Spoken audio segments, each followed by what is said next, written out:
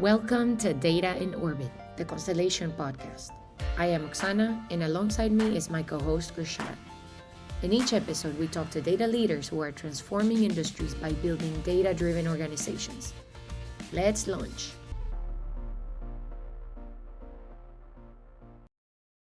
Hello, everyone. I'm Oksana, and welcome to today's episode. I'm super excited about the conversation we're going to be having today. And the guest we have today in the podcast, his name is Indrasis Mondal, known as Indy. And Indy is an experienced data leader that's been through organizations like Getty Images, Hulu, where we actually work together building data products, DocuSign, and his most recent experience, and currently he's a VP of Data and AI at Niche, reimagining education and accessibility for education. And he's also a speaker at conferences and has received multiple awards like the top 100 influential AI leader. So thanks, Indy, for being here today. Thank you for having me, Oksana. I'm excited for the conversation. Great. So we're going to be talking about bridging the gap between business teams and data teams. And to start the topic, Indy, could you tell us why is this important and why is there typically a gap between these two teams? Yeah, I think, it is very critical for us to understand that data is different than most other capability. Data sits, you know, rightly in between engineering or technology and business. And oftentimes the whole purpose of the data team, especially as an internal facing data thing, that you are bridging that gap, you're unlocking the line of sight, the way I call it, between data to value, which is all the way from the engineering and different functional group to the business stakeholder. So I think oftentimes for data, there are a couple of things, right? One is that how do you bridge that gap in a meaningful way that your stakeholder clearly understand the ROI or the impact the data team is actually unlocking. Right.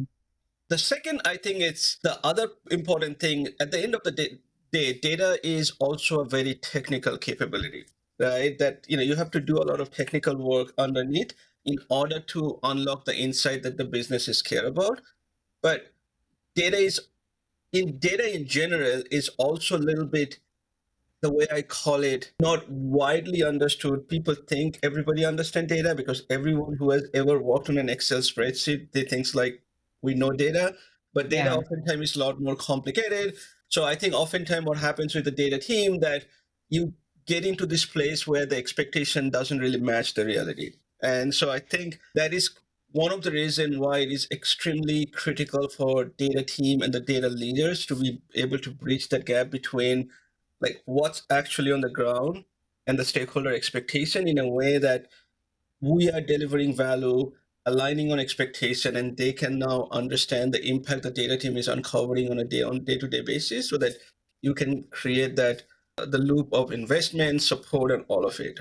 Hopefully that makes What do sense. you Yeah, what would you say is the biggest misunderstanding in that value of data? What's the biggest misconception or misunderstanding there?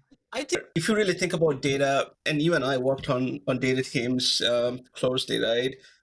What a business team sees at the end of the day, the insight that we provide, it's basically, the way I call it, is the tip of the iceberg. There are a lot of work that goes underneath, Right. um, right?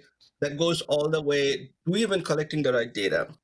Do we even have the way to actually get the data, ingest it to wherever we are storing the data in a meaningful way that actually allows our analysts to query the data, right? And finally, once we have that, for analyst team to able to build the insights or dashboard, whatever you're talking about, but that whole end-to-end journey, that if you don't have the data, really doesn't matter. So oftentimes, I think the misunderstood happens, or lack of understanding, that for us to be able to show that insight, that all this works that needs to happen. And how do you educate your stakeholder for that? I was talking to a friend of mine yesterday, actually, in Med, and he was talking that some of the companies that he worked, the first thing they do is they hired a data scientist.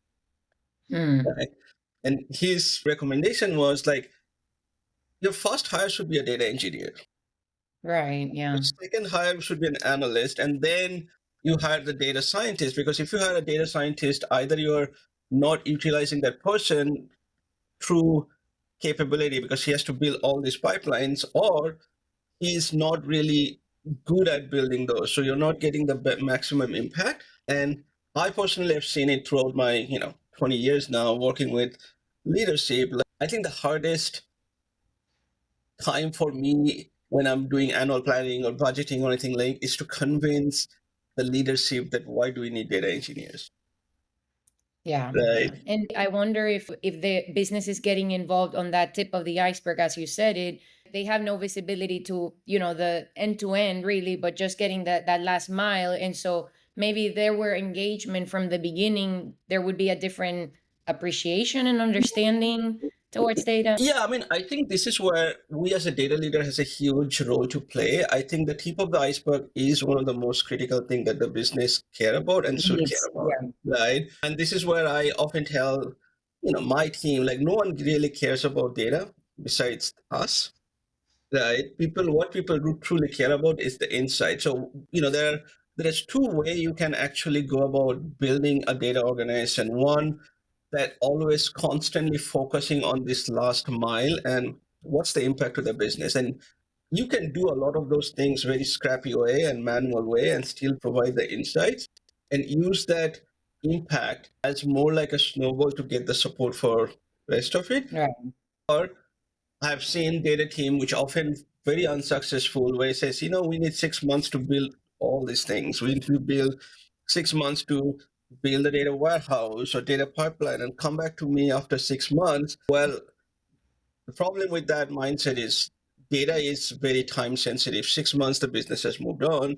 But Mm. also, if your business don't see the impact of what you're doing, you will not get the support. So I think it's the important thing as us as a data leader is to bridge that gap to make sure that we are constantly showing the tip of the iceberg, which is the Mm. impact that the business cares about, and using that as a feedback and support or snowball effect to get more funding. And then you build the capability in a way it's very iterative, focusing on the impact. It almost sounds to me it might be a misalignment in the data strategy. Do we all understand why we're doing this? What's the purpose? Why is it really valuable? And for data leaders, this challenge to try to convince the organization this matters. And maybe that's what the role is about, really, being in that position to bring that influence and convince others that this is why we do it and how we are going to need to do it. Yeah, I mean, I think that's absolutely right. But I think it's not just having a data strategy, how we deliver on the data strategy is also critical. I'll give you an example, right? You and I work together and put together a data strategy that called we have to build this end-to-end data platform, right? Which is going to have everything from a very scalable data pipeline to outlier detection, observability. We have a data warehouse. We have all of it, and you start with the strategy, you explain the value, you go to your leadership, and they all say, yeah, that makes a lot of sense, right? The question is how you take that and deliver the impact. And this is where alignment with your stakeholder, understanding what's the short-term need for the business, right? And then using those short-term need and align how you build your platform. So if you think about the work that you have to do building your data platform is a pyramid, right? You can do it two way. You can do it bottoms up. You can do slice by slice, or you can do vertical slice, Mm-hmm. right? And if you do a vertical slice, which is like you go talk to a marketing team and they realize, Indy, this is my biggest problem now that I'm having trouble getting, performance of my campaign. I'm just saying, right? Pinpoint as a vehicle to get some of the component in your platform built. So if you do that, then you're still building on your strategy, which is supported by your leadership, but now you're actually constantly delivering impact Right. rather than saying that I'm going to deliver impact end of next year. It sounds much more, that vertical approach sounds much more agile and iterative, where you're listening to the needs and building that next block rather than, even having to get right from the beginning. What does this full layer look like? And what is all the data we need to collect? And you probably heard when we were at Hulu, like it's called the continuous impact, Mm-hmm. right? Which is sort of the the foundation of your agile, but like don't Yeah. wait for months for impact. How can you deliver continuous impact? And so, besides this sort of snowball effect where you deliver something, get the buy in, get people excited, with the value they're getting out of data, and then use that momentum to keep building, what else would you say successful or like are successful ways to get the business team buy in the overall data investment or efforts? I think one of the things that I found really useful that you actually have to have a very clear engagement model with your business. You have to be constantly in alignment with your business in terms of like, if you really think about the priorities, what data teams should be working on, a lot of those priorities are defined by the business. That's where the business need lies. The more clear engagement model that we can create with the business and having them help us define and prioritize the roadmap, right? And have the roadmap visible constantly to your stakeholder and have the predictability of our delivery helps a lot, Mhm. right? So I'll give you, you know, old school example and the new example. I mean, there was a time where you have a centralized data team and data team would work with, marketing, sales, or, product, all the different stakeholders, and they will invite once a quarter to this roadmap review meeting and everybody would come up with their need. And then you like basically asking them to have a fist fight between them, which one is the most important, right?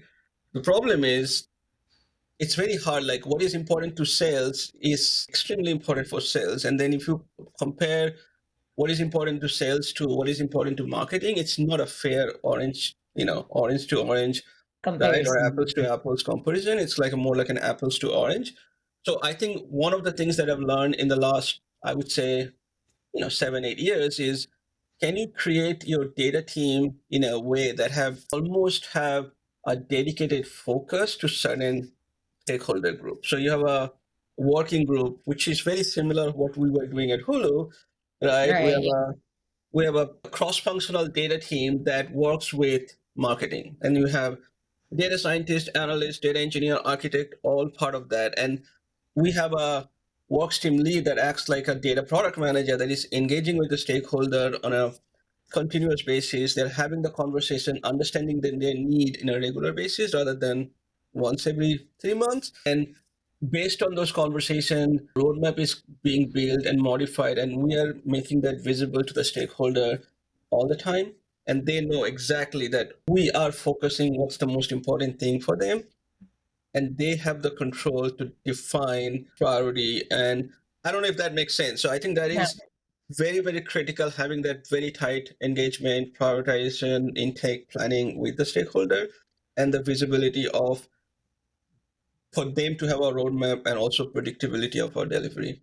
Yeah, that makes sense. Reflecting on my own experience, the challenge I see when you have a centralized team is that the thing that tends to happen naturally is the business area that is the most receptive to the work you're doing, understands the value, is engaging more, is the one that tends to that's the area that tends to advance the most. And I don't think necessarily it's a wrong thing. It's just that your data capabilities are not maturing at the same rate across all domains, but essentially you end up building a lot and over serving the stakeholder that's asking you for more. Either that or you're going to be serving the stakeholder that is the most vocal, Yes, the loudest. Yeah. which is also the problem. The other advantage, right? One of the other things that we care about when I am looking at my team, that how operationally efficient we are, not just building our capability, but how efficient we are in terms of maintaining and supporting the solution we build, right? The goal for us is not to build hundreds dashboard. The goal Mm. for us to build possibly one or two dashboard that supports. And this is, it's important when you think about all these different stakeholder and group. Like, you are a customer of mine and I see that you should be using certain feature and you're not using it, and those features really drive long-term retention. I could reuse the model that is built one place and extend it in in the sales Yeah. application. So we're not building two models. And this is critical as you're thinking about your team's reusing capability, building as few of a capability as possible, but utilizing in multiple places. One, it allows you to scale. It allows you to support like and maintain those solution, and then also it allows us to be lean, right? You don't need Yeah. like So building much sort of modularized capabilities that can be reused for different use cases rather than making something so specific that has no reusability. yes, and then it just becomes hundreds of pipeline you have to maintain. All these hundreds of dashboards, and maybe most of the dashboard has very few, user using it, Yeah. but it just gets out of hand for data team, and you have to sort of keep on adding more people just to manage those, Yeah. rather Yeah. than maybe like what if we just build two dashboard that actually utilize all the use cases? And I think that's, to me, again, that's a very product mindset, right? Like, What do you think is the balance? Because I'm hearing this and I feel like once you have a good understanding of all these use cases, it's easy to say what are the least number of things we can build to satisfy all these use cases. But when you're in this growth mode and delivering, it's like hard, like you don't even have the visibility of what's to come in the future. So what do you think is the best way to balance this out so it doesn't go out of control, but you're building, but at the same time not duplicating efforts as much? What would be your advice? so I think, look, it's very hard. I mean, there's going to be some level of duplication no matter what, right? I mean, when you're building at the very beginning, when you when you were a small team and all, as you say, right, you're building, you're reacting, you're in a growth phase. But I think at as early as possible in this journey, you actually have to have a practice within your team that's where we are planning jointly and reviewing our things. So, for example, one of the metrics that I really care about, and again, you probably have seen this in Hulu, is like what's the ratio of our planned versus ad hoc work, right? Yeah. At the very beginning when you start, I mean, data team, one of the risks data team has is gets inundated with ad hoc requests, and in 90% of the requests that you're working on very reactive and ad hoc. When you are in that reactive and ad hoc mode, it's very hard for you to step back and think about more holistic solution. But if you start to migrate the team more from a reactive to like a proactive, like so, you know, like one of the things that I've done at Niche is like I have a goal of transitioning the data team from a reactive to proactive, and end of the year we want to get to a 70-30 split. The 70% of the work has to be planned and 30%, no matter what, as a data team you get some ad hoc work, right? Tomorrow there is a board meeting or whatever that is. But once you have that matrix in mind, you start putting more joint planning. Yeah, and I think back to the this concept of the gap with business teams, the more the work is planned, it also speaks to a better collaboration with these groups, right? Like you're all thinking ahead of what needs to be done rather than this Exactly. reactive mode. Like today I want this dashboard or tomorrow I want this metric to be updated or whatever that is. Yeah, and it's also important, like when you're doing that with the stakeholder, like you get the buy-in with them, they understand the value, but also you give a little bit of accountability to your stakeholder to define why a work is important, Yeah, yeah. right? Great. So anyway, Yeah, can you think of an example of a successful project where both of these teams, the data team and the business team, worked really well together? Like maybe the best example you can think of within your experience. And what do you think made it successful? What was different there? And is that something that is repeatable? let me think. So I would maybe one of the example that I could tell. I mean, this is when I was in DocuSign. We were working on the market. We were working with the marketing team or the growth team, and there was a pain point around our performance of some of the campaign that we're doing in terms of our driving adoption of our feature. And so, if you really think about the funnel, the conversion rate was very low, which is generally the case. And we, as a data team, we knew that we can make it much, much better. We knew like there is an opportunity for us to be a lot more data driven and truly change the performance of the campaign, the targeting, if we will, through a lot more intelligent solution under it. So the idea was, yeah, let's try it out. And the way we approach it is very, very like iterative, like the way we talked at the beginning. At the beginning, we're just like, okay, what if we create a list for you at the beginning? And this is what the analyst and data science team did, a lot of basically ad hoc work, and we provide the list, they run it, we understand the performance, and we continue to do that iterative, which means the growth team, they were very happy at the beginning. We built, we had our ad hoc analysis that we did. We out of that we got the list of customer, we send it to them, they run the campaign, and we suddenly increased the performance of the campaign, increased by 2x. So we keep on iterating on that, and underneath of we keep on building the model. And it was a journey for for us few months, but Right. throughout this journey we really didn't start, as I say, like we're going to build a propensity model for you. We're going to build intelligent segmentation or recommendation. Like all of this thing would have gotten lost in translation, right? Yeah. We just said like, we'll give you a list of account that you can run and it'll be much higher. Just tell us which feature you want to run. And we Yeah. trade on that. And that to me is an example of where you are truly everything that we do as a data team, it's a means to an end. So we're starting with the end, we understand the problem, and we keep on providing them the value while we keep on building the bells and whistles. But to them, they started getting like, we were up and running campaign within a month of having our first discussion, because we didn't really go like what to build a model or like Yeah, of started with the course. basic analysis, right? Yeah. So what I'm hearing you say, I guess to summarize it, is three things. First, identify this opportunity that would have a business impact. Second, communicate it in a way that it's easy for them to understand, because if you get with all the technical terminology, it's they're just gonna stay in the same place. But get their buy-in by explaining in such a simple way. I'm giving you a spreadsheet with the list of customers, or you apply your criteria, whatever that is.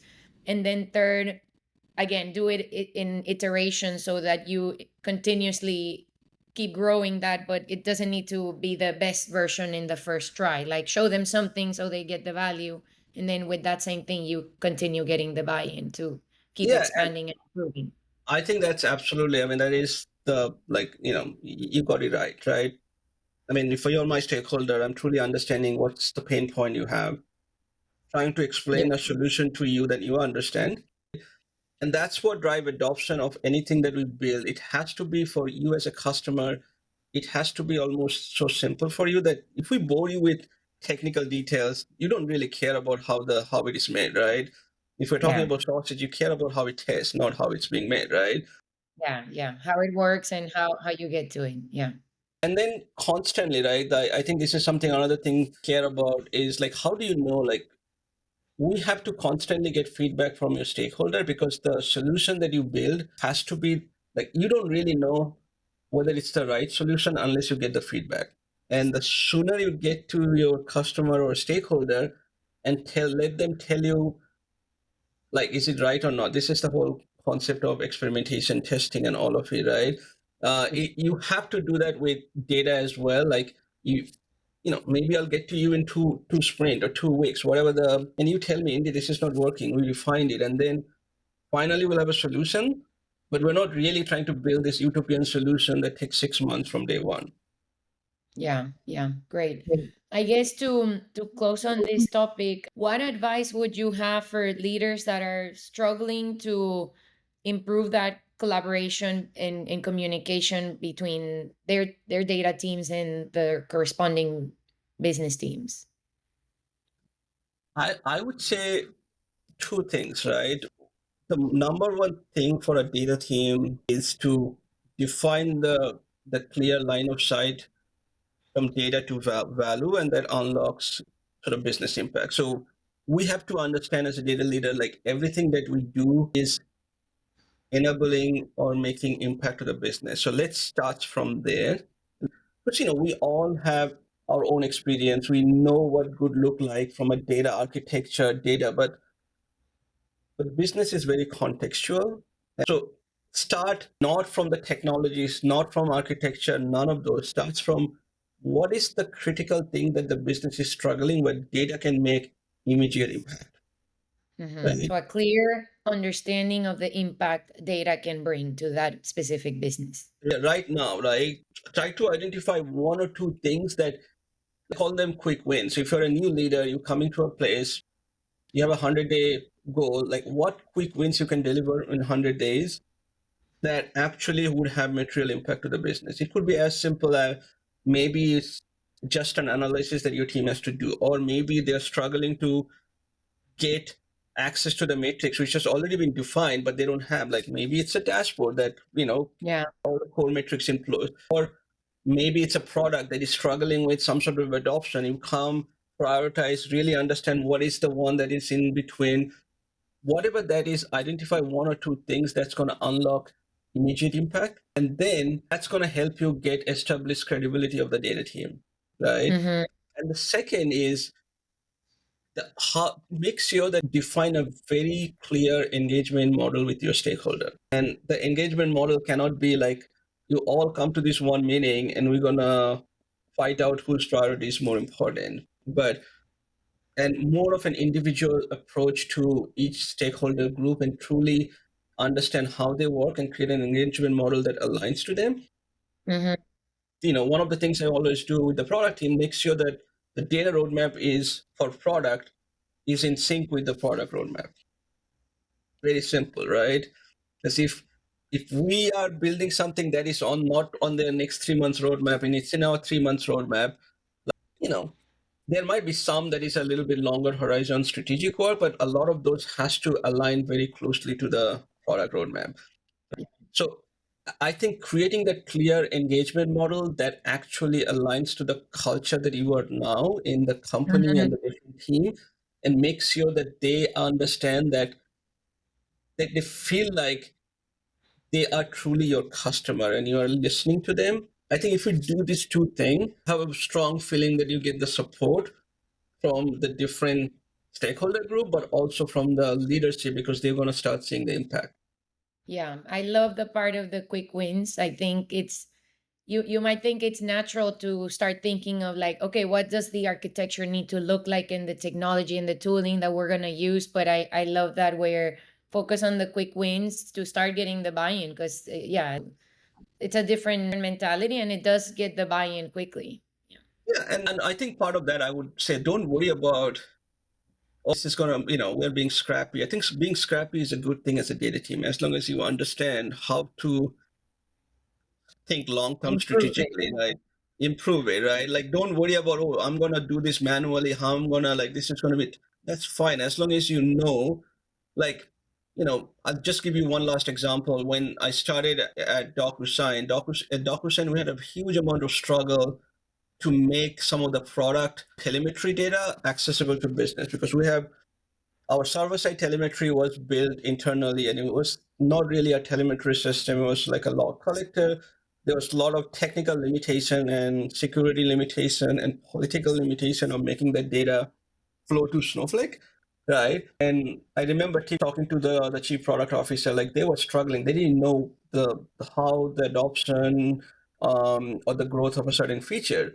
So what we Hmm. did, we built manual pipeline to make those data flow. So the pipelines was run in people's computer, their personal computer, not like we didn't have an infrastructure then, but all those manual work, we created this a dashboard, a product, features dashboard where we highlighted some of the feature there, and our chief product officer saw it. They say, Indy, how can I get more?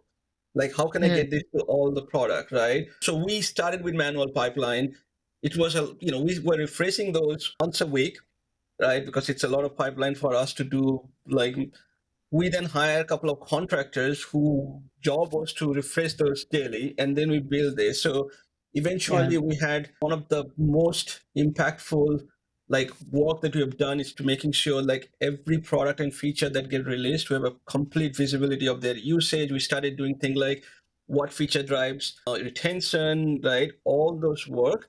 But it started with from us being extremely scrappy. It's the true definition of a MVP, right? Like you start with the most basic, show the value, and then once this is what they want, you can automate it and add all the bells and whistles. Absolutely. But because it was a critical pain point that the product leadership had, because we have able to deliver that at the beginning, it allowed us to get so much support and goodwill and credibility, and it made our job so much easier, right? And from a scale perspective, like when I joined in DocuSign, I was hired to build a data team. I started with 3 people, including me. By the time we left, we had a like 50, 60 team organization, right? Like you get all the support from your stakeholder and leadership because you're constantly delivering the impact and the value. Yeah, yeah. Great, great. Thanks for sharing that story. We're running a bit short of time. I want to close with, what does being data driven mean to you? And it can be your company, organization, even a team, or personal. Yeah, I mean, I think, look, I mean, we all talk about the data driven culture. And for me, what a data driven culture really means, it's a set of organizational practice and the mindset, right? That establish data and insight as the central element and a core value of decision making, which is really hard, like it's easy to say, but it's very hard to do. And not just Mm, for every decision making, but also a core tenant for your strategy development, your product innovation, your customer success, your business operation. In a data driven culture, data is treated as a strategic asset, a competitive differentiator, and a core component of how organization operates and evolves, right? Truly data driven means you have your key metrics and timely insight are accessible and democratized. Data driven culture means you have, it, a data driven culture supports like more of an evidence based decision making by eliminating implicit and explicit bias, right? It creates transparency. It's create alignment across the organization with the stakeholder. It it actually drives collaboration. We talk about, because when you really truly data driven, it drives collaboration. It's not because what you think or I think, because it's not about individual thinking or biases, but it's also actually enables culture of experimentation, a testing, right? A continuous learning and improvement. So I think to me, a data-driven culture, to truly to build a data-driven organization, it helps transform an organization from one that operates with a sense of objectivity and transparency and guided truly by business and customer impact. yeah, that makes sense. And it sounds also like this is the North Star. We know there's challenges to get to that 100%, implementation of it. But yeah, that's what the journey is about. Yeah, and it takes time. And I've never worked at a company that actually can call we're truly 100% data driven. Yeah, It yeah. doesn't exist, right? Because and it's always a journey, I think. And as a leader, it's for us, you have to start somewhere. It's like climbing a mountain, right? You know, you have to start, and there's going to be, you know, barrier. There's going to be, uh, you know, lots of challenges on the way, but but when you are in a place, you would know when you truly think your organization becomes or embrace data driven, where we start every conversation with what's the data telling us, Yeah, what the VPs or SVPs telling us. yeah. It's a very different. It doesn't come from what you and I think. It comes from what's the The data telling us. fact. Yes, the Yeah, the fact. data. Yeah, great, great. All right. Thanks, Indy, for being here with us today. I've enjoyed the conversation. No, thank you so much, Oksana. It was great always chatting with you. Thank you for listening. If you like today's episode, remember to share and subscribe. And if you want to learn more about what we're doing at Constellation, visit us at constellationdata.com.